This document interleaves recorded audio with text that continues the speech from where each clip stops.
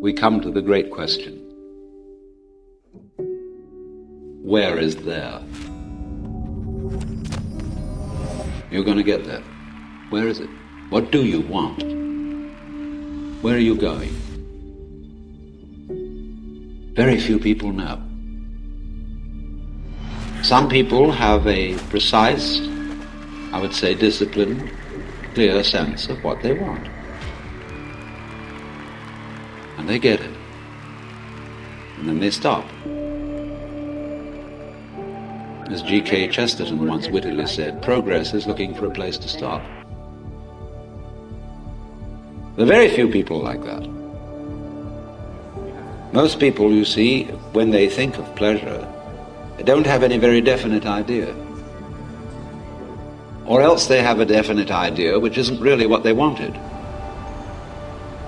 When they get it, they don't like it. So the saying, be careful of what you desire, you may get it.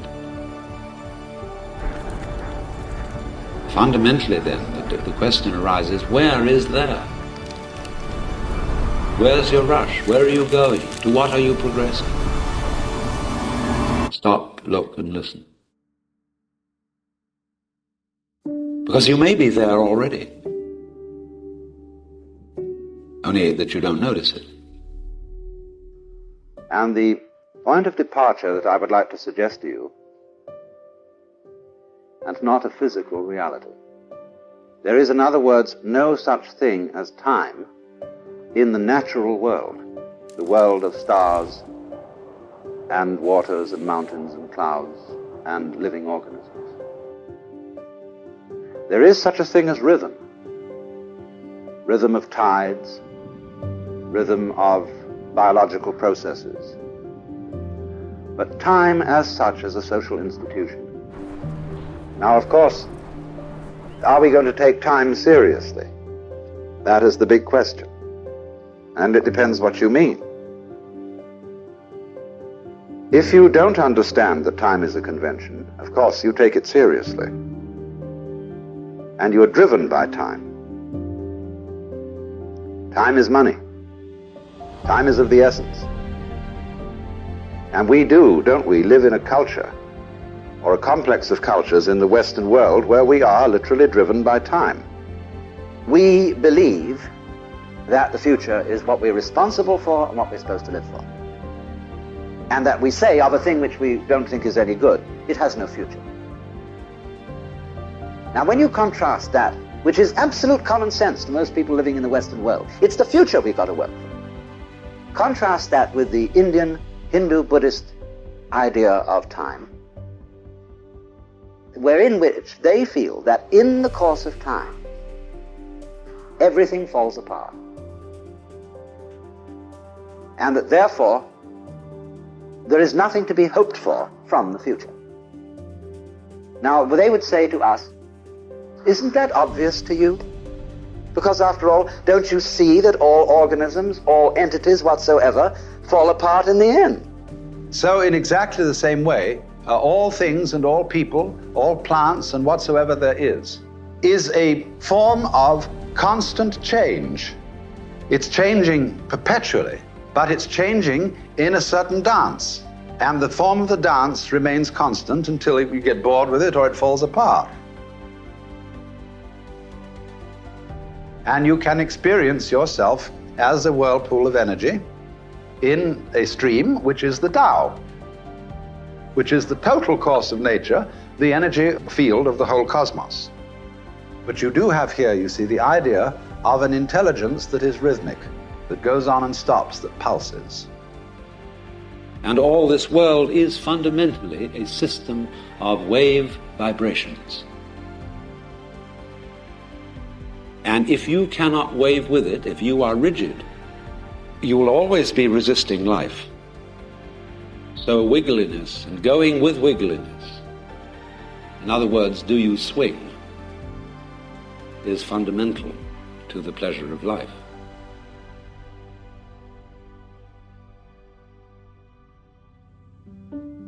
And that is the major thing that we have to learn if we want to survive as a species and survive happily. Nobody wants just to go on. One wants to go on in an elegant way.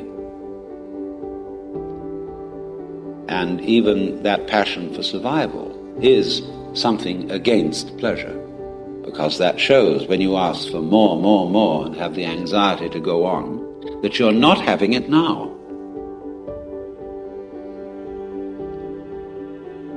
You always think it's coming. That you want jam tomorrow is more pleasing than jam today. And we say of something that is useless, it has no future. That's the most awful thing you can say about it. I would rather say of something that's no good, it has no present. Because nothing ruins pleasure more than the anxiety to go on having it.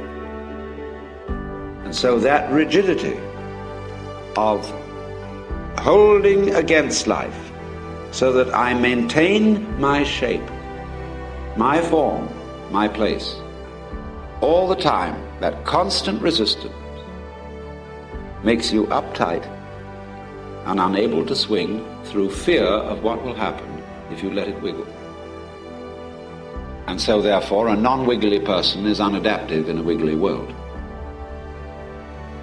And so you get these insectual, mechanical-like behavior patterns that have to go on regularly, always the same, chug, chug, chug, chug, chug. And they're not adaptable. Because you're too rigid. You don't swing in the wind.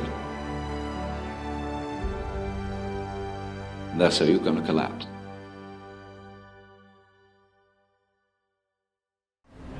When life gets busy, pause, take a breath, and reset your mind. Download Mindset and listen to your favorite inspirational speeches to unlock your full potential. All healing comes from inside ourselves. We have the physician on the outside and the physician on the inside, and all healing is based on love. We really don't understand our own power.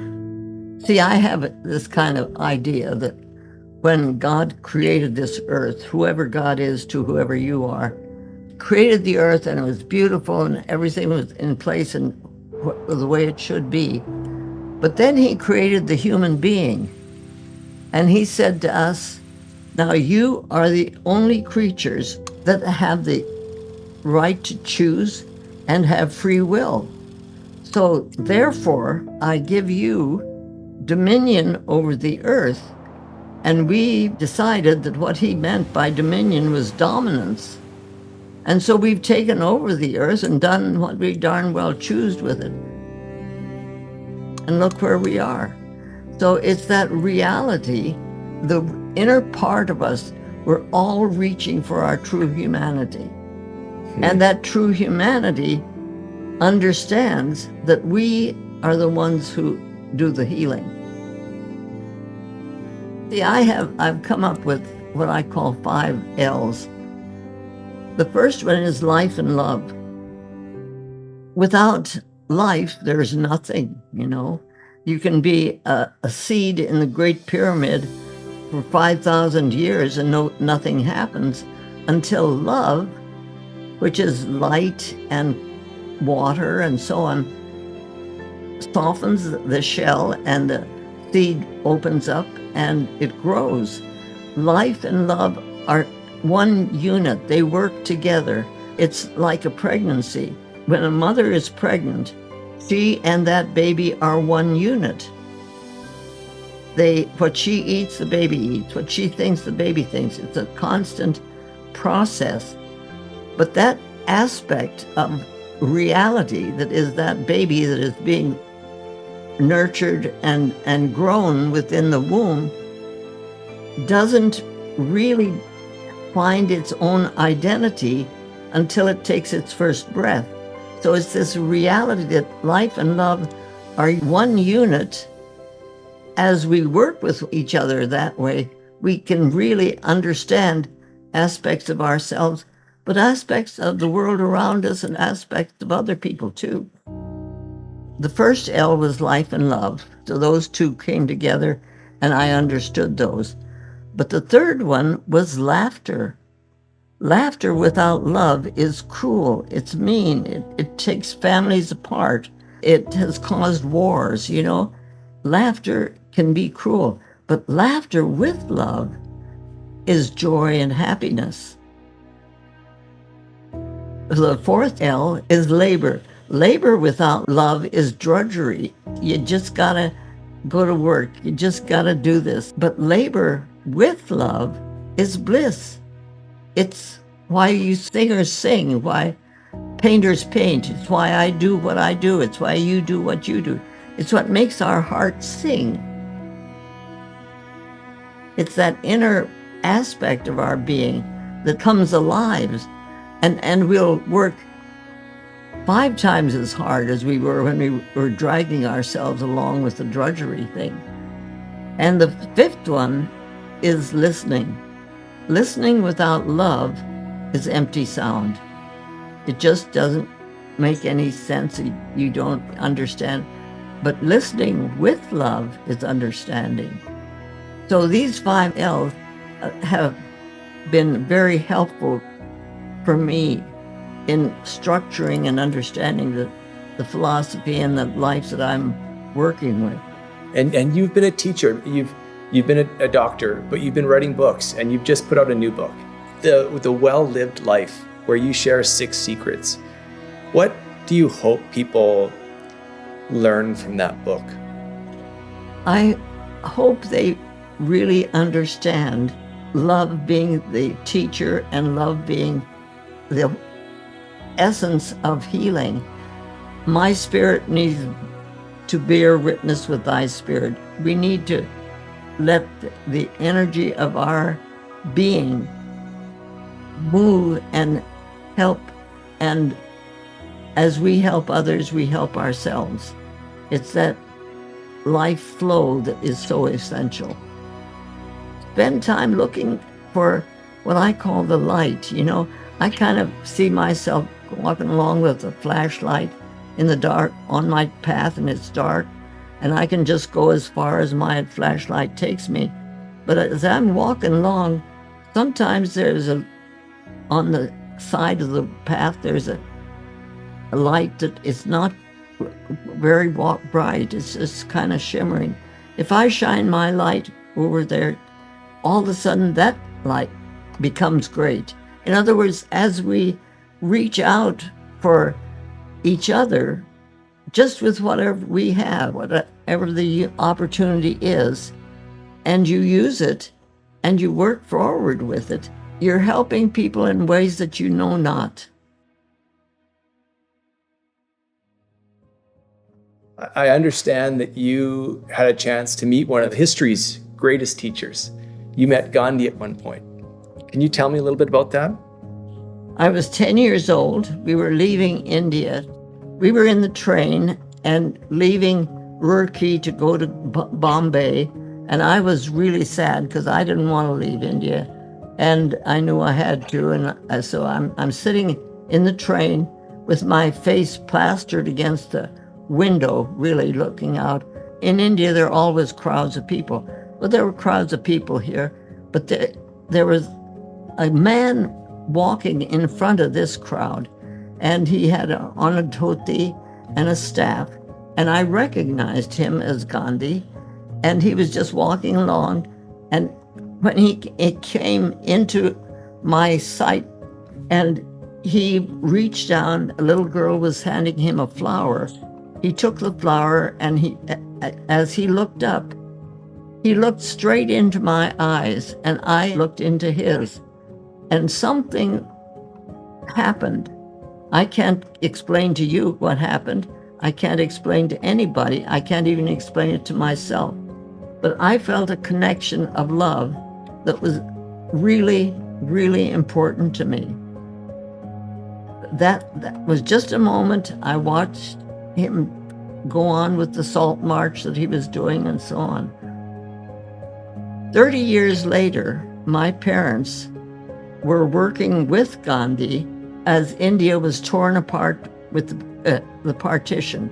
Hindus and Mohammedans killing each other. It was just awful.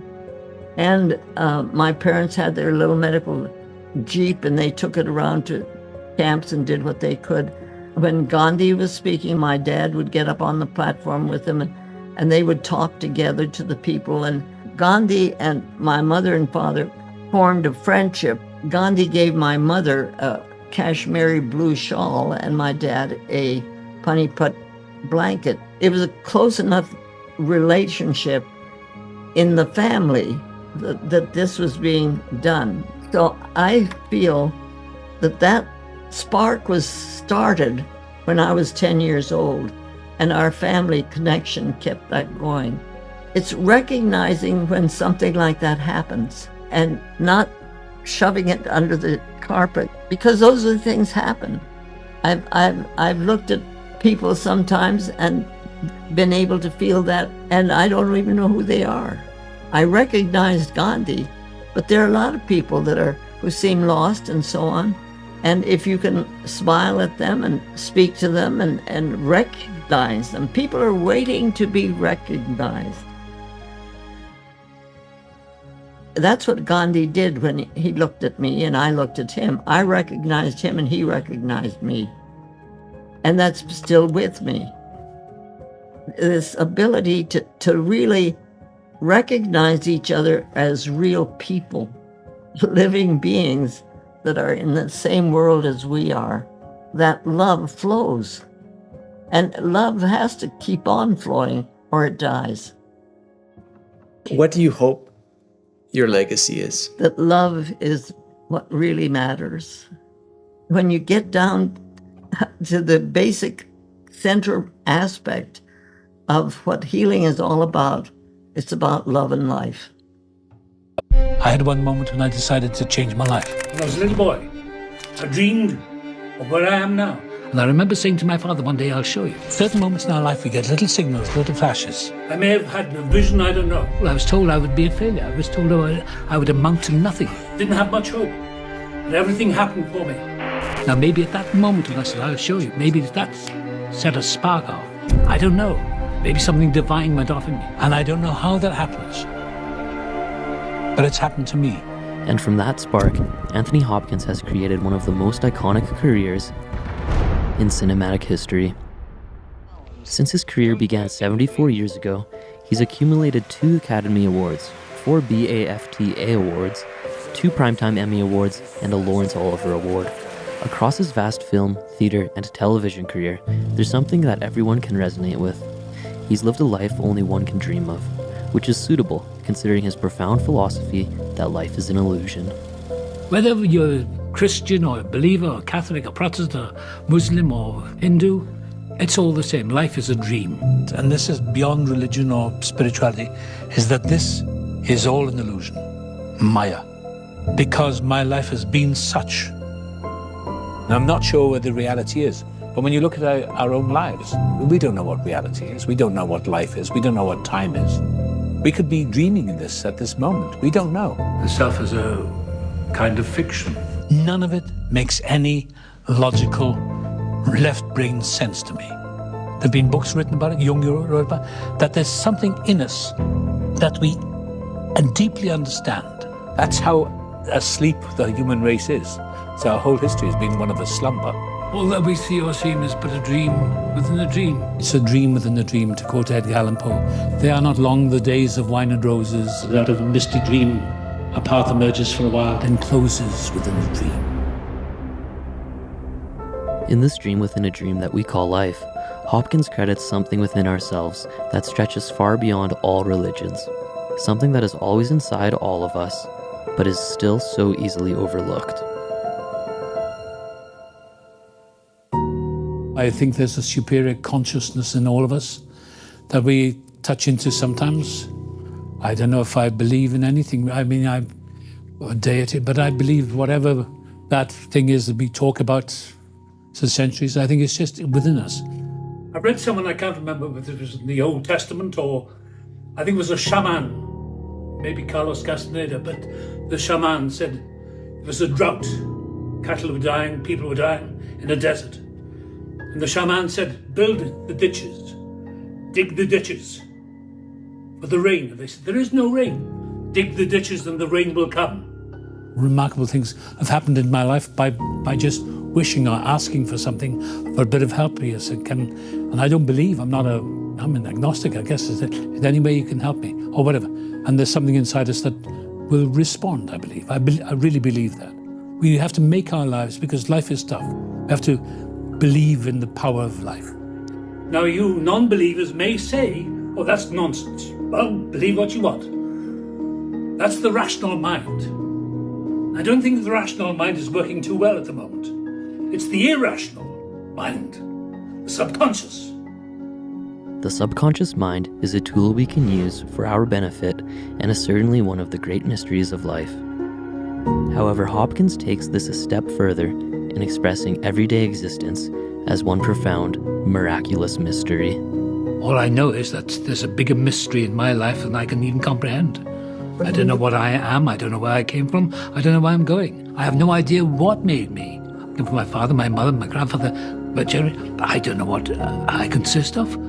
I have no idea, but I believe that something underneath it is miraculous. I feel every day as I get older, anyway, is that it's all a miracle. I mean, my heart beats, lungs breathe. That is an extraordinary phenomenon. All these years later, 82, my heart is still beating. My body is functioning as far as I know. I feel relatively sane. But what I do know is that I know nothing. Now I am completely clueless, because I've lived to such an age that I realize that my knowledge is meaningless, that of myself I am nothing, that we are not special. Once you begin to believe in, terminal uniqueness, absolute specialness, then your life is not worth living, because we are not special. We're just ashes at the end. That is the great feeling for me. To quote T.S. Eliot or Auden, I've seen the moment of my greatness flicker, and I have seen the eternal footman hold my coat and snicker, and in short I was afraid. That's the wonderful thing. Or Mackay, there was a door to which I had no key, there was a veil through which I could not see, some little talk a while of thee and me, and then no more of thee and me. That's the greatest spiritual ethic of all, to know nothing. If you have certainty, you're dead. Certainty destroys people. Hitler destroyed 40 million people because he was certain. Stalin destroyed millions of his own people. Certainty, because he knew. No one knows. Perhaps then, it is because Hopkins has no certainty in life that he is able to live such an extraordinary one. Through this methodology of uncertainty, he grows by living in the present moment. When we stop reminiscing on the past or looking for the future for happiness, we are able to fully embrace where we are now. Believe in the life force. My philosophy is get on with it, enjoy it. I just take it easy and think, well, what's to be will be. I've got one thing that helps me through. I say, today is the tomorrow I was so worried about yesterday. Tomorrow doesn't exist. Next hour does not exist. It's all potential. I know people who live in the past, they just live back there all the time, talking about something that happened to them 30 years ago. They're like zombies. And I can't hang out with those people. I know them, but I can't spend more than 5 minutes with them because I feel so guilty about being happy when they're so miserable. Because it's life's in session. For many years, I thought life was a big rehearsal for the big event. And somebody in Los Angeles said, Tony, this is the big event. Life is in session. We spend so much time thinking it's a rehearsal for the big event, the big red carpet in the sky. And it's not. And it's no secret Hopkins' life has been one massive event indeed. Recently, he has accepted the 2024 Lifetime Achievement Award at the Joy Awards for his immense success in the film industry. Despite his undeniable success, he's cautious to not let his ego get the best of him. During his Lifetime Achievement speech, he said, "At this time of my life, I'm just happy to wake up in the morning and realize I'm still here." So how do you explain the fact that you reached the pinnacle of your craft? I have no idea. As I say, I cannot take credit for anything. You see, the ego is the most dangerous part of us. Ego is the enemy. You have to have a little bit of it to keep moving. But you let that get out of control, then you have the power freak. You see them in the papers every day. The corruptness of corporations, the greed, the power, the belief that they're gods. I know of people who cannot communicate. They have bodyguards around them, and they have an entourage, and nobody's allowed to talk to them. Well, Okay, if that's what they want. But it's a terrible life, I think, because you can't function. You cannot function, and it is all about the ego. The most powerful force is the ego, and it's a killer. You need it. It's the burr under the saddle that keeps you moving, but you have to be in control of it, and constantly on guard against it, you know. And to not make demands, but make requests. And be respectful, and I think that's all. And if I'm cruel or disrespectful to someone, I'm going to pay the price for it. So I've learned over the years, slowly, and I'm a sinner like everyone else, I've learned over the years to respect people, to be kind. And if I'm angry about something, fine, I'm angry. I'm only human. And one remarkable human he is. He's proven to be not only a successful actor, but also a profound source of wisdom. There's something we can all learn from the immense intellect of Sir Anthony Hopkins.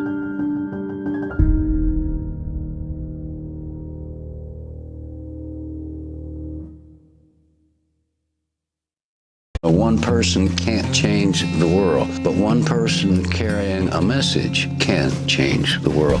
Willie Nelson is a living legend. He established himself as one of the greats by becoming a leading inspiration for the outlaw country subgenre that emerged in the late 60s. Since then, he's recorded 74 solo albums and 26 collaborative albums, been inducted into the Country Music Hall of Fame and the Rock and Roll Hall of Fame, has won 12 Grammy Awards and been nominated for 57. And at 91 years old, he is still playing shows and writing songs today. With so much talent, both on stage and in the studio, his career as an author is often overlooked. In 2007, he published the book The Tao of Willie, where he relates experiences in his life to the philosophy of the Tao Te Ching, one of those being the power of the present moment. I have this kind of philosophy that I can't do anything about what happened yesterday or what's going to happen tomorrow. But I feel like I'm full control of what's going on now. It's all about the same thing, about now. How are things now? You look okay, I look okay, you folks are all right. Why bitch about anything? You're not hungry, you're not cold, you're not wet, neither am I. You know, we've got plenty of food, we're not sick, so right now everything is fine. And if you continue to live in the now, then things will be okay after a while. I wrote a song called Delete and Fast Forward, and I think that's where we're at now. We have to just kind of forget it. You can't do anything about what happened over here. You can't do anything about what's going to happen tomorrow. The only thing we can do anything about is right now. And so if we live that way, we'll do something. Another song full of Willie's wisdom is One Day at a Time, where he reflects on the same principle. I wrote a song called One Day at a Time. Do you ever hear that song? I have, yes. I live one day at a time. I dream one dream at a time. Yesterday's dead and tomorrow is lying, and I live one day at a time. And I still believe that's the way to live. There's nothing I can do about yesterday. There ain't nothing I can do about tomorrow. But right now, I'm pretty much in control. So this is the day that I'm living, and it's the only one that really matters right now. And Willie truly does align himself with the song's principle, which certainly became a driving force to Willie's longevity. From carpal tunnel syndrome, repeated instances of pneumonia and emphysema, a collapsed lung, to his son taking his own life in 1991, there's no doubt Willie has had his fair share of hardships. Despite the adversity, he's managed to stay positive through troubled times. Willie claims this is a key factor to his longevity. Why not worry will make you sick? I've never seen it accomplish anything. I've never seen worrying about anything change it. So I decided not to do it. If you can't do anything about it, why the hell worry about it? Every negative thought you have releases poison into your system and will kill you or give you cancer or tumors or whatever else you can think of. So if you're thinking negative about anything, erase that. What's the secret of your longevity? Oh, I think thinking positive, being glad you're here, being glad you woke up again, and try to make the day worthwhile. I believe in doing something every day to pay for the day, whether it's physical, mental, or whatever. Perhaps doing something positive every day is not only responsible for the length of his life, but also his career. Energy Follows Thought, released in 2022, contains a profound message which is largely responsible for the manifestation of Willie's destiny. I wrote a song called Energy Follows Thought. Starts out, imagine what you want, and then get out of the way. Because energy follows thought, so be careful what you say. I believe in imagining what you want and then get out of the way. I think if you follow that, imagine, get up every day and say, here's what I'd like to see happen today, and then get out of the way and let it happen. It's worked for me. And through this predetermination of life, Willie's music has taken him around the world time after time again. He's met thousands of people from thousands of different backgrounds. But no matter how different individuals may appear, there's a common ground Willie has noticed across all humans. I've learned that we're all pretty much alike. That no matter where you live or what you look like, what color you are, what country you're from, we're all pretty much the same. And what makes me and you laugh or cry, chances are it'll make everyone else laugh or cry. Because we all have basically the same emotions. Traveling around singing in other places, in London and France and different places, and it's all the same. People are the same all over the world. They like music. The common interest of music across the world brings people together in an incomparable way. Perhaps this is because of the strong connection music has in relation to love. Music and love go together pretty good because people who like music love music, you know, and whether it's Beethoven or Hank Williams or Bob Wills, whatever, if you like it, it's great. And it brings people together, and we can all sit around and talk about our favorite whatever, and drink a beer and for Hank Williams and whatever. But people drive from hundreds of miles to come see somebody sing, where they can join in, clap their hands and sing along, whether it's gospel, country, jazz, whatever. Music brings people together. It's a great unifier. And Willie's music has brought all kinds of people together across the globe. Despite this commercial success, he claims he's always done his best to avoid the business side of the music industry. Willie's preference to have creative freedom over his art is a large factor in why it resonates with so many people. Well, there's always the music industry. There's always the business part of it. And I've always tried to dodge that part of it because I didn't really want to go along with all those things where it has to be done this way. A song has to be 2 minutes long or has to have this and that in it. So the music industry or the music business and I never did really gel that well. This level of authenticity is prominent across all of Willie's work, especially his involvement in social activism. Willie has participated and endorsed many different causes over the years. The one he is most heavily involved in is Farm Aid. In 1985, he set up Farm Aid with Neil Young and John Mellencamp. The organization supports and increases awareness of the importance of family farms. To this day, Willie is still the president of the board of Farm Aid.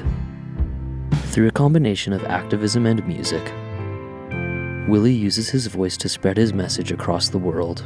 Well, somebody one time said, one person can't change the world, but one person carrying a message can change the world.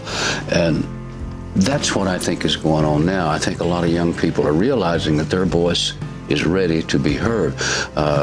They are really important, and they feel that importance, and they know that they have to do something. You know, when you see something wrong, you sit around and you can say, well, I'm either going to do something or I'm going to do nothing. You have to make a decision. And a lot of the kids out there are saying, wait a minute, we can do something.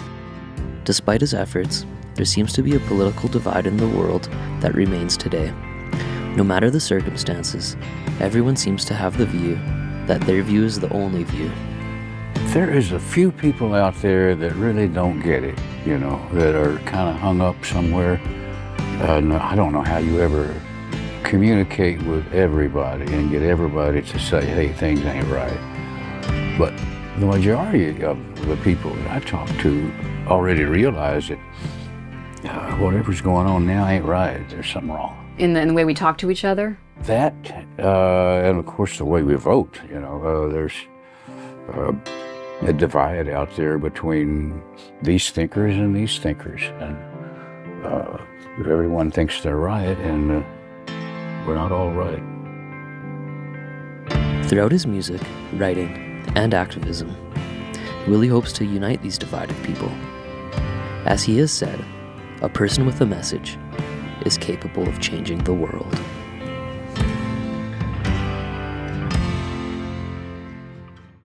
I try to do my music about what my experiences are. Sometimes I just feel I'm actually on the wrong planet, you know? And I feel great when I'm in my garden, but the moment I go out the gate, I think, what the hell am I doing here? I believe, as most Buddhists and Hindus believe, that it's us coming back, you know? Like our kid, it's something you did, God knows when, but you're doing it again. You know, really, the past, the present, and the future is just one big cycle. And this cycle, the infinite continuum of time and space itself, encapsulating all we are from conception to dust, from infancy to seniority, is what creates the essence of our being. However, while most people would associate our being with our physical bodies, this is not the case for legendary George Harrison. George explains that we are actually metaphysical spirits encased in bodies. It's all down to the individual, you know, what you can manifest within yourself as to the value of anything. Really, the whole of life should be a spiritual experience because we are spirits who are just encased in bodies. People forget that and think they're just this body, but we're actually spirits in bodies. One may even look at our spirits as our truest, freest self, trapped within a physical form. And when our spirit is freed from our body, George states that we eventually make our way into another, being the same core in a different physicality. This is commonly referred to as reincarnation. Here he explains how reincarnation is a direct result of karma. What we are now is really the effect of whatever we've been in the past. And, you know, I do, through this Hinduism, believe in reincarnation and all that. So what I believe, basically, simply, is we all live from birth to death. We all create a lot of action, which is action-reaction they call karma. And it's like that. It's like credit and debit. You know, it's just like an account that at death, death is actually your physical body packs in. That we keep going, and at some period later, we take another body and we try again. You know, because all those scriptures tell us anyway that there's never a time when we weren't, and there won't ever be a time when we're not. You know, it does get heavy philosophical, but that's what the Lord teaches in every scripture, you know, that the physical body is the thing which goes through the changes and which is impermanent. You know, everyone that's alive is in some way born into a position or a situation or a country or a time which is the direct result of their previous actions, their reactions. That whole thing of action, reaction, life and death are the same. You know, somebody said, what's the cause of death is birth. You know, everybody's worrying about dying, but in order not to die, you just don't have to get born, because the moment you're born, you're automatically going to die, because birth and death go hand in hand. So does action, reaction, karma, and rebirth. So I just believe this is getting pretty far out to say how come the Beatles did that. I don't know. All I can put it down to is that whatever it was, the chemistry of 4 people being born in that period, based upon whatever we'd been in our past, in that place, that time, with everybody else, it's relative. I believe, you know, it's like you meet people in your life. I think a lot of your friends are people who were your friends in other lives. And I think people who, if you hate somebody, I'm sure you're going to keep coming through life after life hating. It'll be the same people. It's only the same as, you know, how Tchaikovsky can play the piano and how this kid is smart at doing that. You know, it's all down to karma somehow. Many of these beliefs stem from George's knowledge of Hinduism. He takes the Hindu point of view that there is a truth that underlies all religions.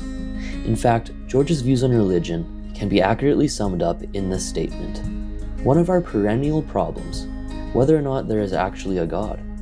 From the Hindu point of view, each soul is divine. All religions are branches of one big tree. It doesn't matter what you call him, just as long as you call. Do you consider yourself a Hindu? Do you label yourself as a... You know, on a simple level of talking about religions and Buddhists and this and that and the other, one of the things that Hinduism teaches is that there's a truth which underlies all religions.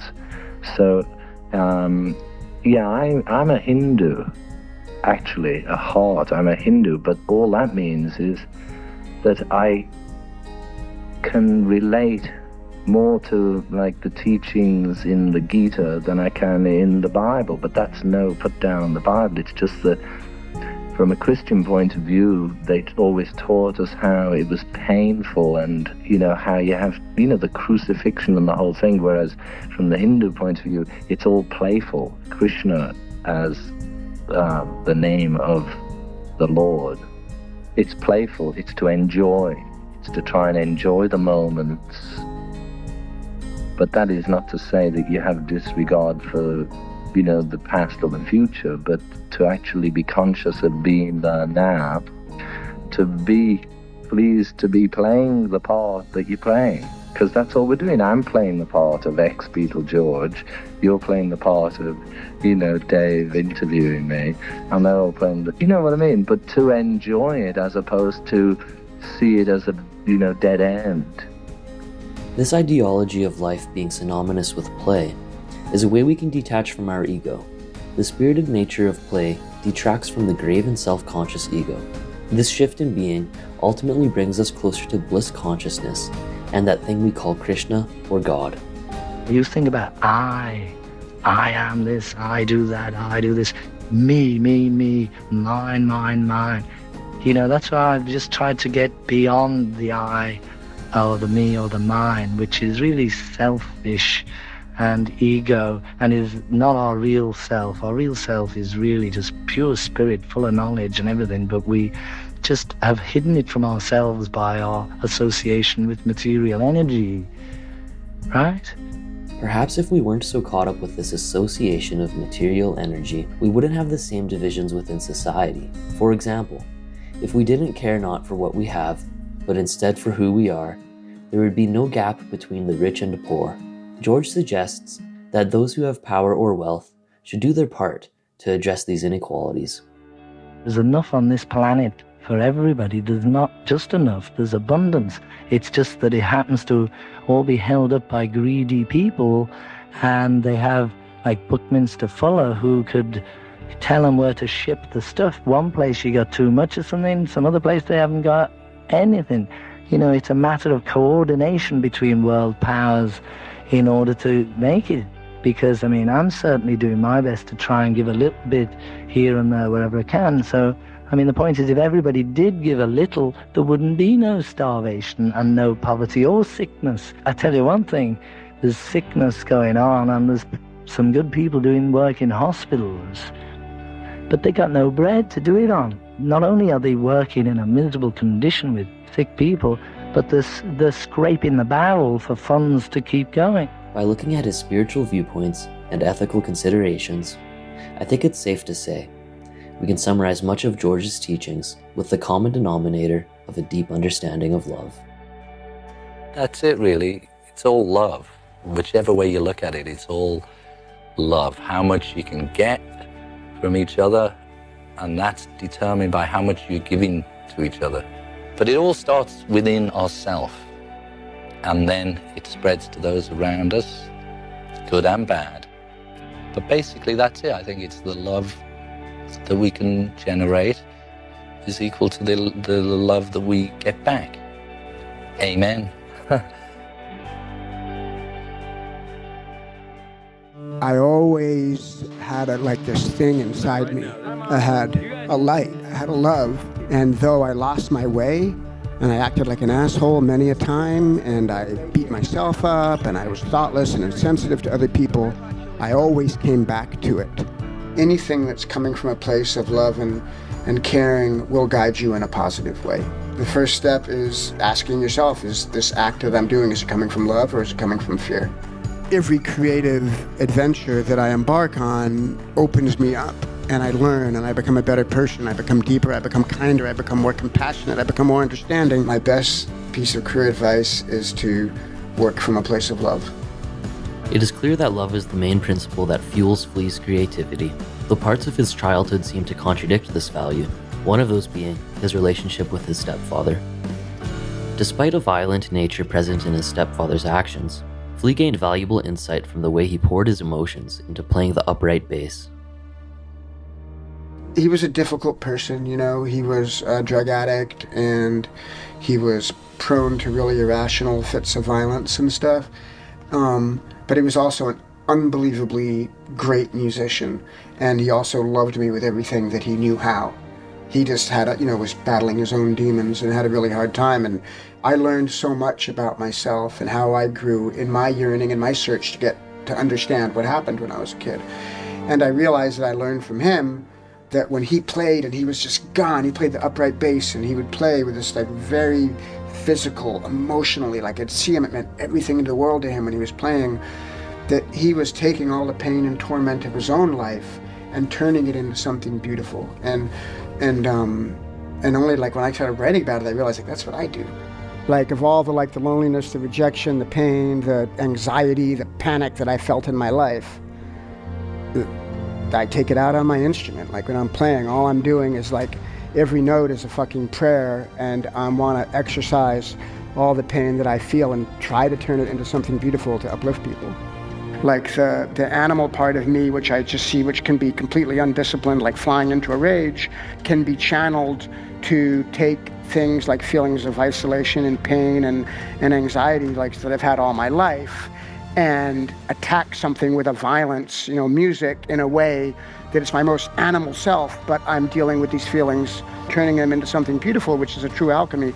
And so I guess all my life is trying to marry those two things, where do they come together? And, that is a challenge for me.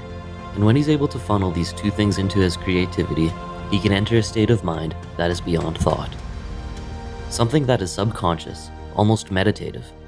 It's this feeling that Flea has developed a deep yearning for. Another way of reaching this state is through physical movement.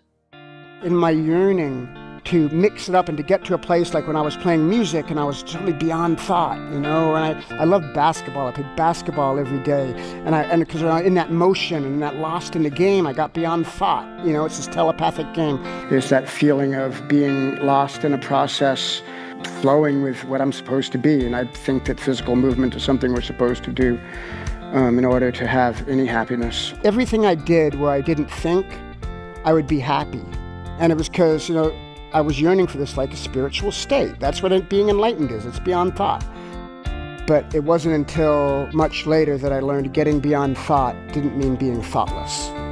And for me, that was a real big me coming to terms with something about myself. Another exercise Flea uses to transcend beyond thought and unlock his highest potential is meditation, a practice he was introduced to in the early 90s. When Rick Rubin introduced the entire group of the Red Hot Chili Peppers to transcendental meditation. This form of meditation focuses on repeating a silent mantra in one's head while easing the self of all other thoughts.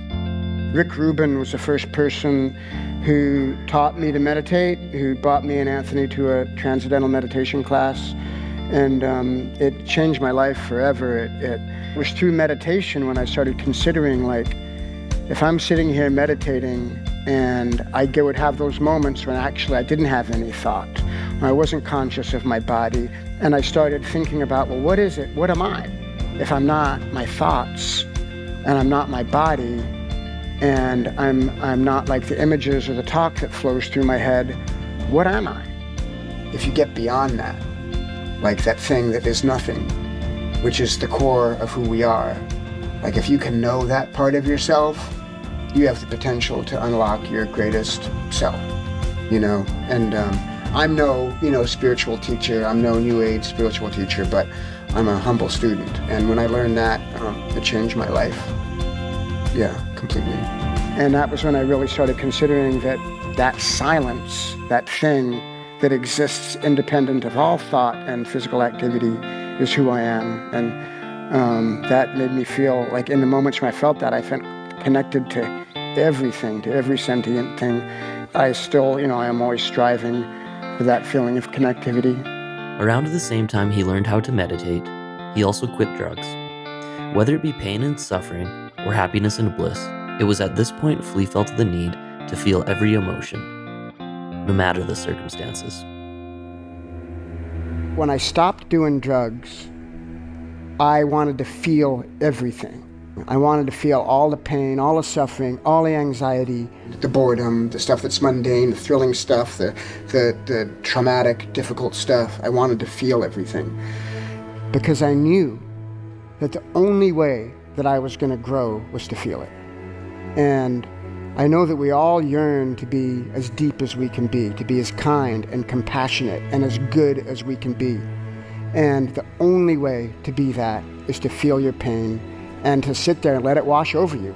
And like now, I'm not a religious man, but I believe in God and I pray.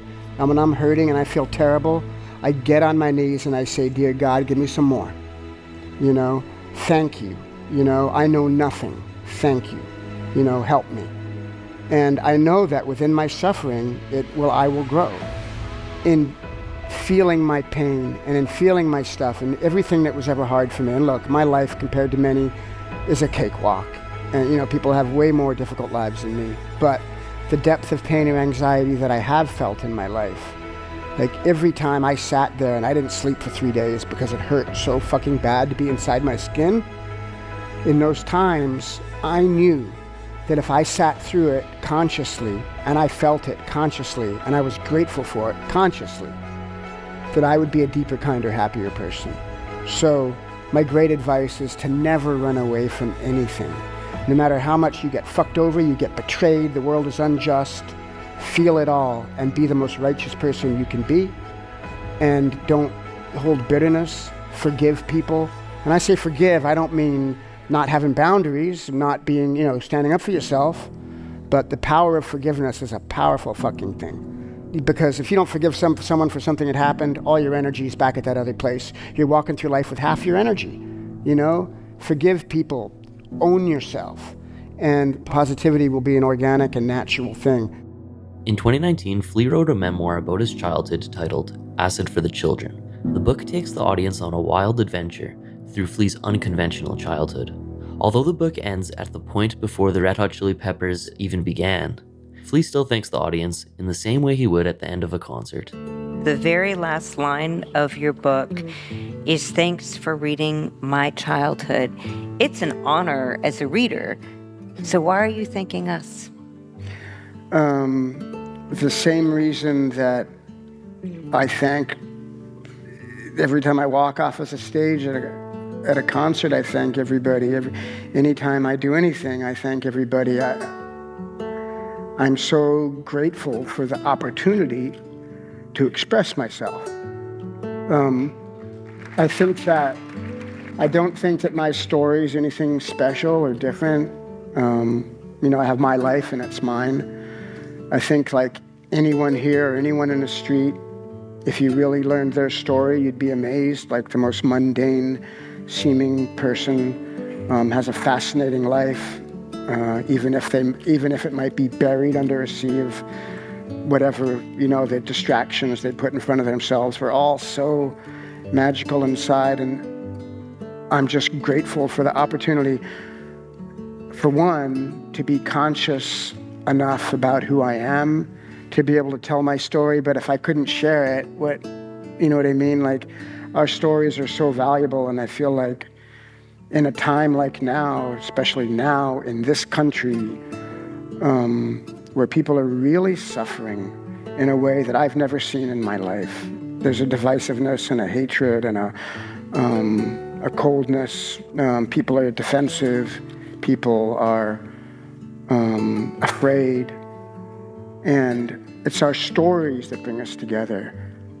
It's our stories that help us understand one another. So we have to share, and we have to read the ones. We have to know about what people in Nigeria are feeling, and what people in Syria are feeling, and what people, everywhere are feeling. And we need to embrace these stories, even the ones that might seem like ugly or cold. We have to know, we have to learn to love each other, or we're just fucking doomed. So I'm just so grateful to be a part of that.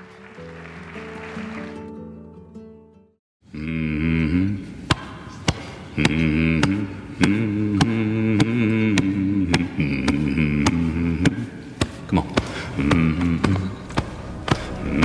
Define success for yourself. Whatever your answer is, don't choose anything that will jeopardize your soul. It's a scientific fact that gratitude reciprocates. And to that I say amen. To that I say all right, all right, all right. And to that I say just keep living, huh? Yeah. Matthew McConaughey needs no introduction. From his early 1993 breakout role in Dazed and Confused to a series of rom-com roles in the early 2000s, followed by more dramatic roles in the 2010s, he continues to push the boundaries of what is possible on screen today. Establishing himself as one of the biggest names in the film and television industry, he's collected dozens of awards across his career, including an Oscar, Golden Globe, and SAG award.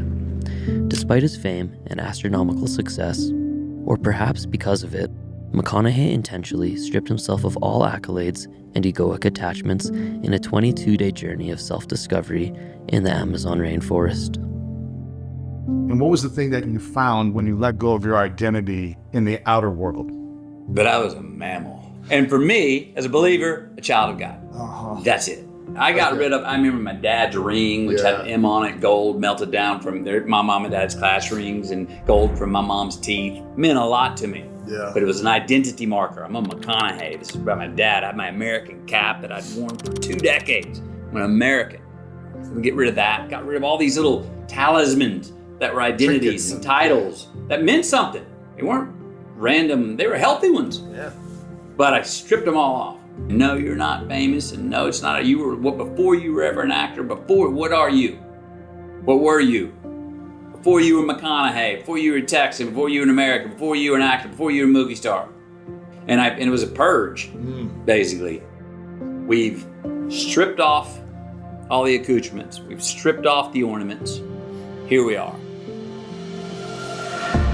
That is the night that I was like, what other truth do we know, McConaughey?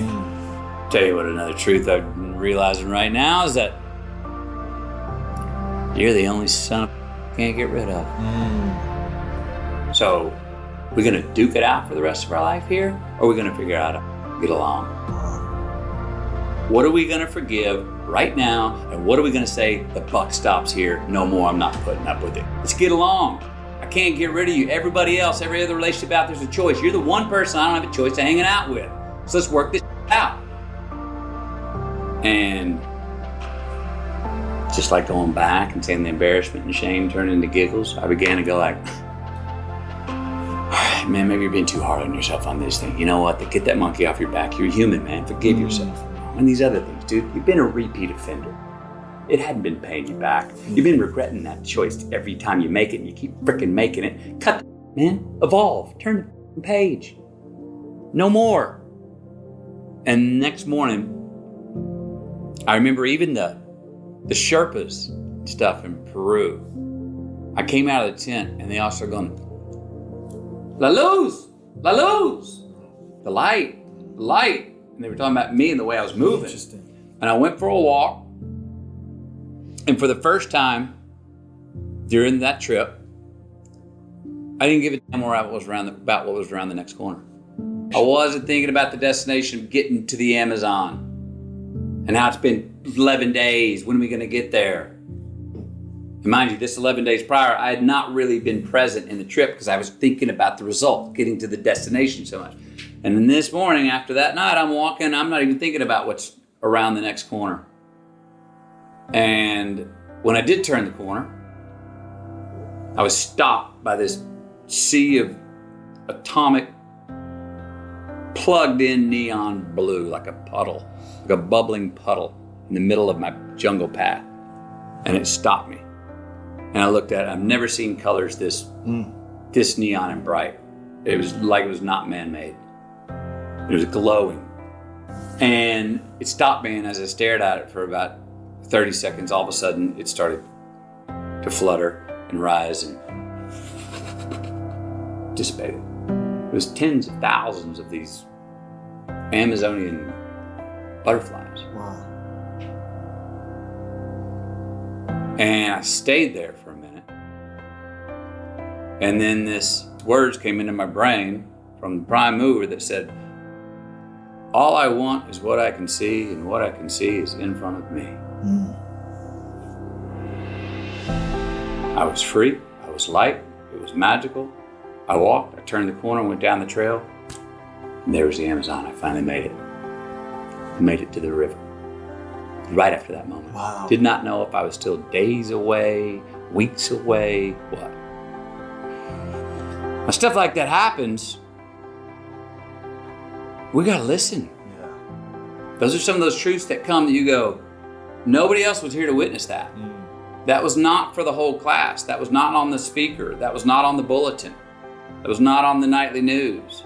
That was not even at church on Sunday with the congregation. That wasn't at school. That wasn't sitting around the dinner table with mom and dad learning lessons. It wasn't from a mentor. That was for me in this moment.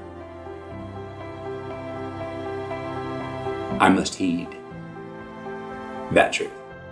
McConaughey's experience of the Sherpas, labeling him as Lalus, translating to the light, following his awakening experience, relates to his favorite passage from the Bible, Matthew 6:22. If thine eye be single, thy whole body shall be full of light. Here McConaughey interprets this quote in relation to third eye consciousness. This is what the Van Doyle is. So we so often are seeing life in contradictions, right? The future, the past, heaven, hell, technology, culture, and we see them as contradictions. When in truth, that's two eyes, right? And there's judgment on either side, and there's a duality there. But the truth is in that third eye. Interesting. Where they overlap. No, it's not a shade of gray. What the verse is saying, what I get from it is that's where all the colors live. All the colors of the truth live. That passage, when I always tell myself, keep a high eye. It's third eye. It shows up in all the religions too. Yes. It shows up everywhere. It's a way of perceiving the truth, I think, which lives in the paradox. Both are true. Two things can be true at the same time. It has to do with listening. It has to do with how we see things. It's how we judge. And especially today, I think we love to be judge and jury on others and ourselves. And it's a very arrogant thing for us to do. And this passage, if thy eye be single, and not a dual contradiction, and seeing the contradiction, things have gone, oh, this is true and that's true, and instead of or, right? That's where the truth lives, I believe. And it doesn't mean that you just straddle the fence and you're non-committal about anything. Right. That's not what it means. It doesn't mean you're just Mr. In-Between, so that's true and that's true and it's all okay. No, you can then have judgment, but see both first. See the overlap of the truth and understand it from both sides and then be understood, and you can then have judgment, but see it through that lens first, because we just don't do it. We come in with one eye, or us versus them, me versus you, my idea versus yours, left versus right, Democrat versus Republican. Even, how far can you go? Can you go down to right versus wrong, good versus bad? I mean, we see them as contradictions, and they're not. We all know. We all got a little good in us, we all got a little bad in us. It's a choice we make where we then have judgment. So it's a great reminder. Matthew 6:22. The whole body will be full of light. and you will move lightly and with discernment. Doesn't take away discernment. It doesn't take away judgment. It's just saying, see it through that lens first and understand that truth is where those overlap. Yeah. And then make your decision. I think it's beautiful that I believe it's your son that was born at 622. 622. That's crazy, man. So there's another one. The date of his son's birth aligning with this verse seems like a clear synchronicity. That being said, McConaughey says we need to be cautious of these signs. When we give too much attention to everything that seems like a divine signal, the lines of where the true significance lies become blurred. If you're looking for the signal and the significance in every situation, you start creating ones that aren't real. Making them up. And it's like, brrr, wow, you're getting stimulus from everywhere. Oh, that was a sign. Oh, that was a sign. Oh, and I remember writing this line about everything has significance, but not everything is significant. Right? And so we have to watch that fine line of where do we intuit? Where do we feel a truth? But if we're, again, like I was talking earlier about finding Camilla when I quit looking for, if we're hunting for the significance in every single thing, it could be mental meditation. The subplots become unmanageable. Yes. You know what I mean? How do we know when it's significant? Right. Can we put ourselves in that place to receive it? And be aware to see it. You gotta be light. You gotta be light, and you gotta be in a place where you can hear it, feel it, and see it. But if we're out there going, well, we've all been there. Look at that art. Wow, that tree. And all of a sudden you look up 3 hours later and you were on your way to the bathroom, but you didn't move 6 inches because you were so, oh, wow. And we've been around those people like, whoa, subplots are a little unmanageable, bro. Yeah. At the same time, you gotta be open to that mystical math that comes to us. Because there's a metric to that mystical math. There's a metric to that spiritual, those gifts that come to us. We don't know how to put them in a category and go, there's how their currency, there's the credits and debits, there's how they bring us ROI, and this is what they're worth. They don't come with numbers like that, but there is a real, true, valuable metric to them. And I think, again, art of living, how are you aware of them, and be open to them, and put yourself in a place so you can receive them, at the same time, not go hunting them down in every single shape, size, and smell. Because then you'll just spin in circles, you know? Yeah. Got times where I feel like I'm in people call it maybe the flow state, where you're kind of, intuition's right on time, man. Yeah. I don't know what time it is. I don't even wear a watch, but I was right on time again, wasn't I? Whatever that is, your reactions, you understand what someone's saying, even if it's not what they're saying. You kind of come back, you see where they're coming from. You're taking care of yourself, but you're taking care of others at the same time. It's a wonderful flow. Wow. But how can we learn to accept these spiritual gifts and to tap into the flow state? McConaughey states that it all starts with gratitude. When we give thanks to the universe, it reciprocates and gives us more things to be thankful for. My mom was big on gratitude, and she instilled it in us at an early age. I remember it was, you get up grumpy in the morning, you come into the kitchen from your bedroom for breakfast, and you wanted to sleep longer, and you're kind of grumpy, and she'd see it the way we would walk, and if we were kind of, she'd turn around from the kitchen making breakfast. She goes, go back to your bed and don't get out of bed until you're ready to come in here and see the rose in the vase instead of the dust on the table. Oh, jeez, okay, I gotta go back. I rearranged. She would preach us the very baseline basics. Like, who do you think you are to think you were guaranteed the sun was gonna rise for you today? Jeez, Mom. So it started with the very baseline stuff. Now, we get more affluent in life. We have things. I don't think we should take even those things for granted. Yeah. But a lot of us are out there going, okay, I get that part, but how do we become thankful for, more things we have around us in our life? I think that the more we give thanks for, we give more value to that thing or that person or that place or that instance. You give more value to it, it means more to us. If something means more to us, we tend it. We take care of it. When you take care of something, something grows. So it scales. So actually gratitude is the root of generosity. Coming in and going. And it's a self-serving thing. because it will reciprocate the same way back out. There are many teachings we can learn from Matthew McConaughey. He's proven to be not only a successful actor, but also a profound thought leader. He's taught us that through ego detachment, third eye consciousness, the ability to detect spiritual signals, and gratitude, we can make vast and profound improvements in our lives.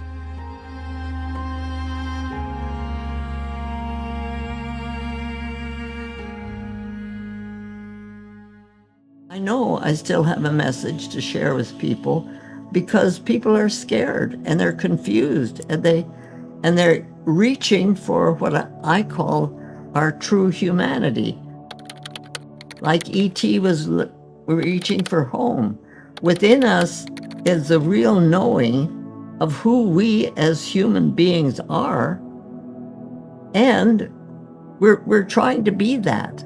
My prayer is that we as humans continue to walk and reach for our true humanity as we find others who are doing the same thing, and then we form community, because community is really, really important.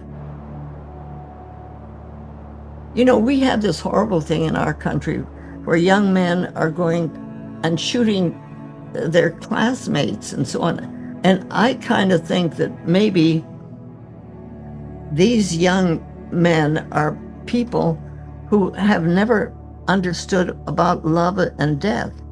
You can watch a TV or a program and your hero is alive one day, but he dies in the program, and then the next day he's alive, and then he dies. He always comes back. So maybe they don't have never experienced the death of a pet or a death of a family member, but maybe some of them have never experienced really love. And so if they don't understand the whole process of life and love, they don't understand that when they shoot somebody, they're killing something very, very important. I think that if a child has never experienced love, then it's sort of like if you have a friend who has been blind since birth, and you try to teach them about the color green, they can't understand it because they've never experienced it. If a child has never experienced love and death, how are they going to understand what they're doing, what these acts really are? I think that if we put dogs as guardian dogs in classrooms, we might be able to help these children to do something about this spot in their psyche, which has never been healed. If they had a dog in the classroom, that dog would teach them about love. It wouldn't come up to the child if the child was afraid of him, but the moment the child reached out to them, that dog would be right there with them. And then if that dog died, they would understand. It's a whole idea of having living beings in our care and working with them so that the children who are damaged this way, I don't know that my theory is correct, but if that has something to do with it, I think it would be a wonderful thing to put guardian dogs in classrooms. You'd have a whole new profession. Anyway, I throw that out. Someplace along the line, somebody's going to get that idea, and I think we're going to be able to do it.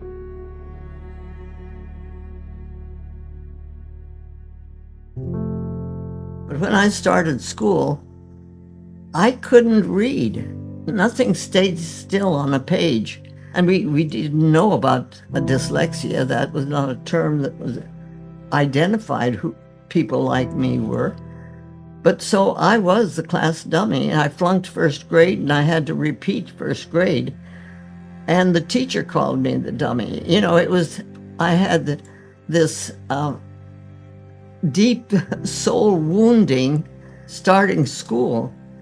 And fortunately, at home it was a whole different picture. But at school, I just hated it. I was so afraid. I was so broken. I was so everything until I started third grade. But my third grade teacher saw something in me that the other had not, and she appointed me class governor.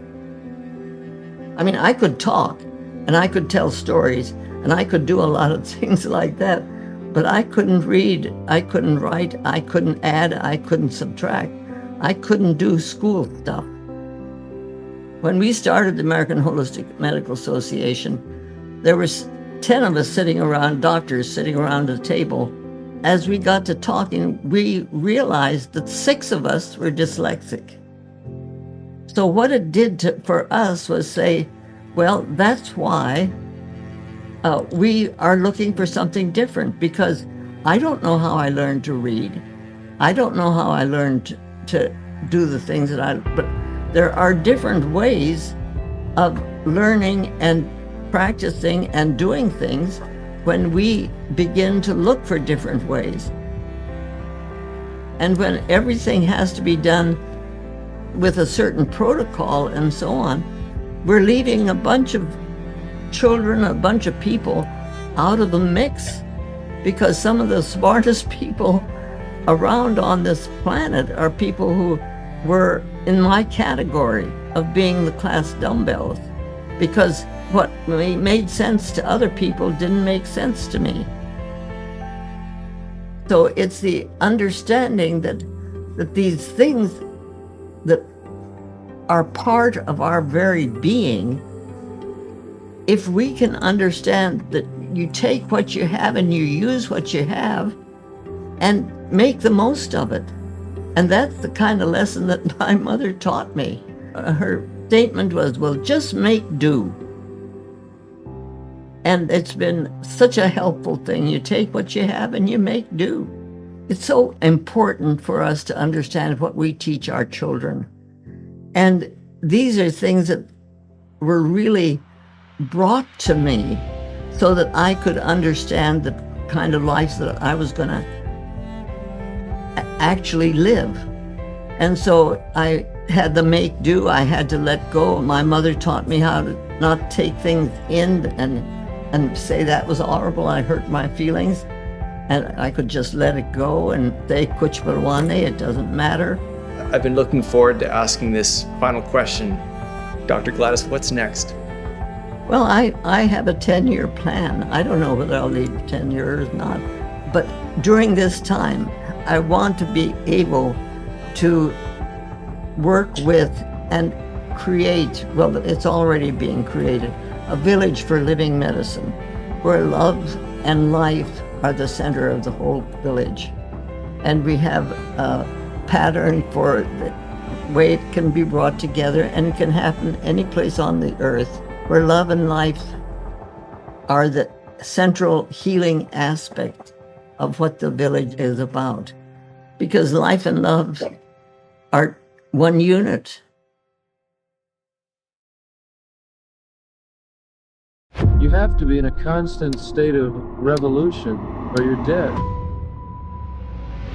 That's the part of the performance that I enjoy the most, where I have a chance just to pick up vibrations from the music and what's coming from the audience, just kind of follow it wherever it goes. It's kind of like secular religion in a way, I guess. And you could say that the Doors' performances with Jim Morrison gave off a religious, or more accurately, spiritual energy that is hard to put into words. But what is it that congregated thousands of people together to witness these spectacles? Was it the sheer talent of the band, or was it something much deeper? Jim explains a sense of empowerment that like-minded individuals feel when assembling in large crowds. He takes this analysis a step further when he breaks down the swarming theory. I think in a way, rock concerts have always served a function. It gives a lot of people with the same station in life a chance to gather together and kind of assemble and just feel the sheer mass of them that exists, the numbers. I think people enjoy being in crowds, it gives them a feeling of power and security in a strange way. They like to rub up against hundreds of other people that are like them, kind of reinforces their truth. It has something to do with swarming theory. The idea that in insect and animal species, when the population starts outstripping the food supply, the animals or insects swarm together. It's a way of communicating and working out a solution, or making each other, signaling their awareness that there is danger.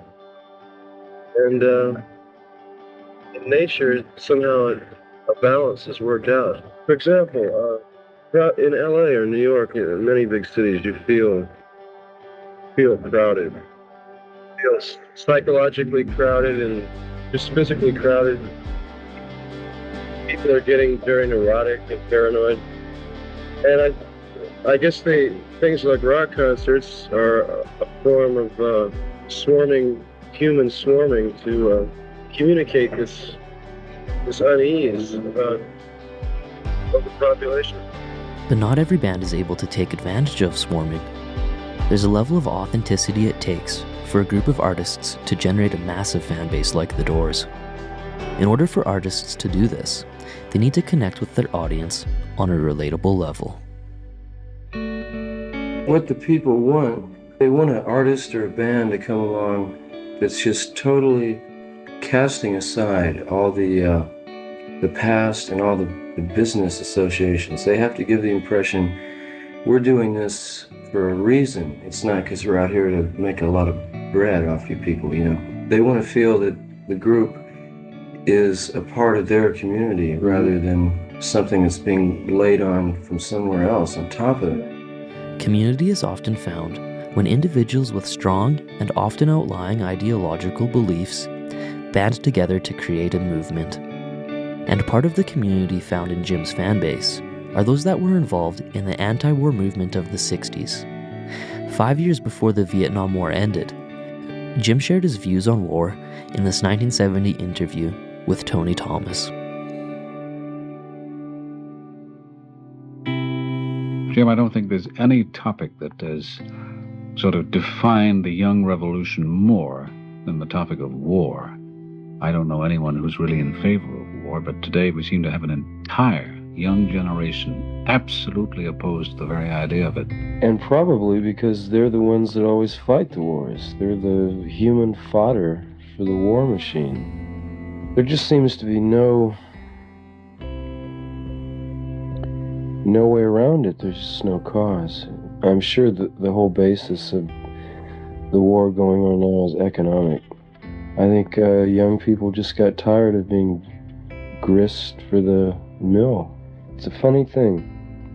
From the comfortable position of your TV set in your living room, war is a very, no matter how horrible, it's the horror, it makes it very glamorous, you know. It's a great drama, life and death right there, a struggle.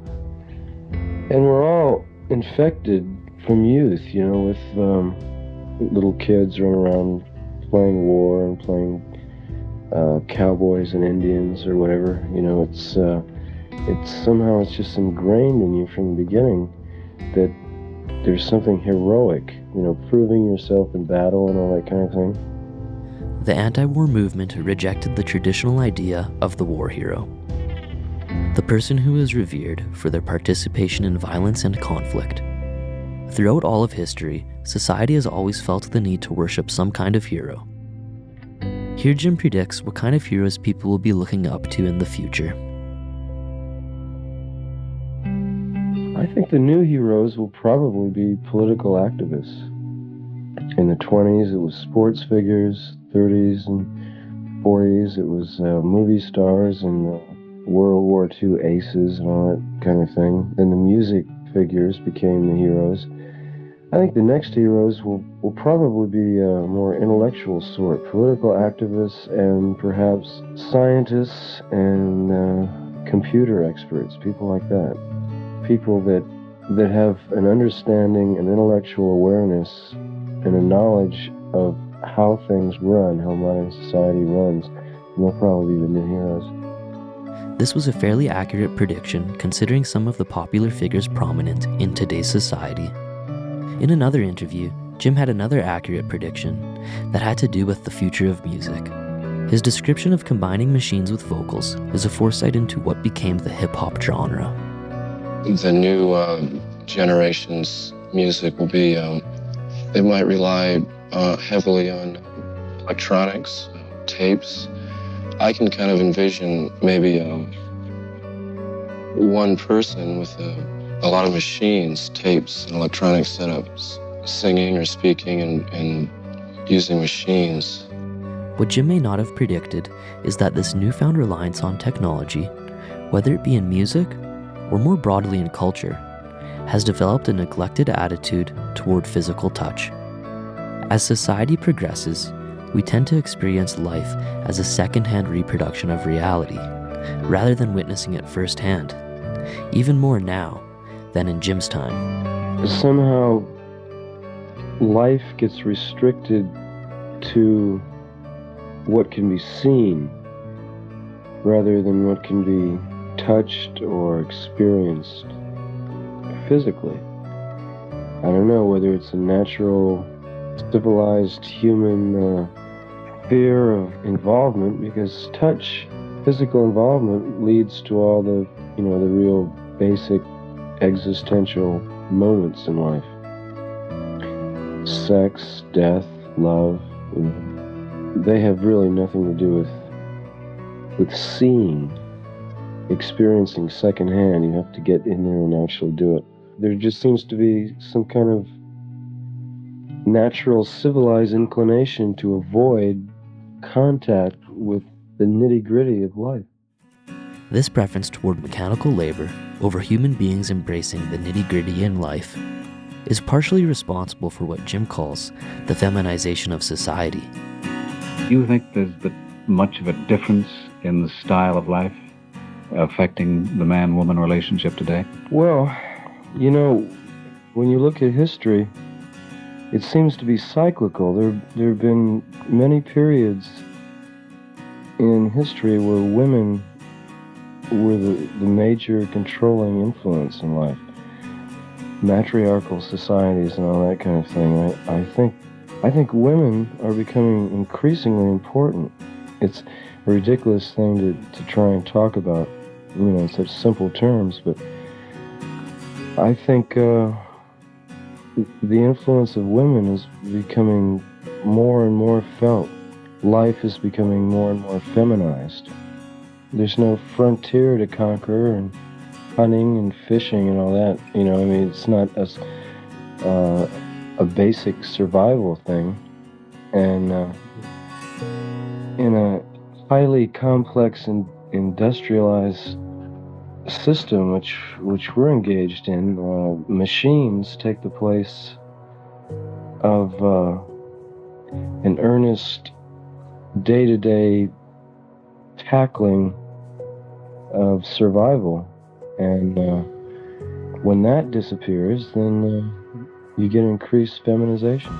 Are these advancements in civilization worth the repression? It seems like no matter what problems we solve, from technological to political, there's always new problems that arise from our initial solutions. Every effort we make to advance civilization dilutes the human consciousness further and further from its original state. That's the basic problem, whether progress, the progress of civilization, the evolution of civilized culture is really worth it. And, there have been some amazing accomplishments, beautiful accomplishments, but the question is it worth it? Is it worth the repression? And that's something everyone has to answer every second of their life.